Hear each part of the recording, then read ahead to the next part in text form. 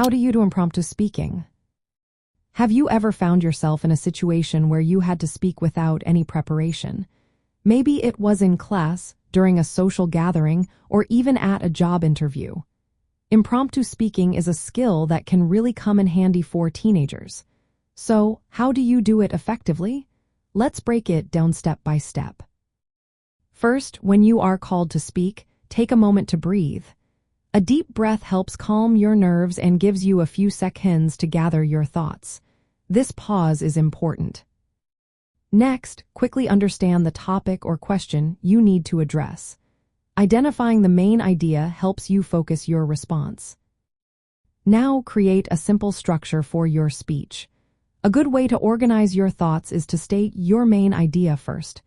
Then, give 2 or 3 supporting points or examples. Finally, summarize your thoughts at the end. This structure keeps your speech clear and easy to follow. You can also use the FAT method for structure. Start with your feeling about the topic. Then, share an anecdote or a short story related to it. Finally, tie back your story to the main point. This method makes your speech more relatable and engaging. Keep your speech brief and focused. Avoid rambling by sticking to your outline.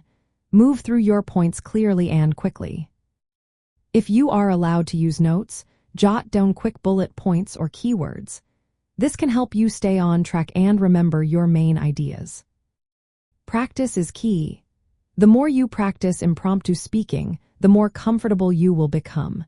Try practicing with friends, family, or even by yourself on random topics. Pay attention to your delivery. Speak clearly, use facial expressions to show interest, and maintain eye contact if possible. Engaging your audience is important.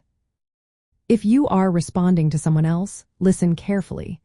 Being present and understanding the question or topic helps you respond thoughtfully. Finally, view impromptu speaking as a chance to connect with others. Instead of seeing it as a test, think of it as an opportunity to share your ideas and connect with your listeners.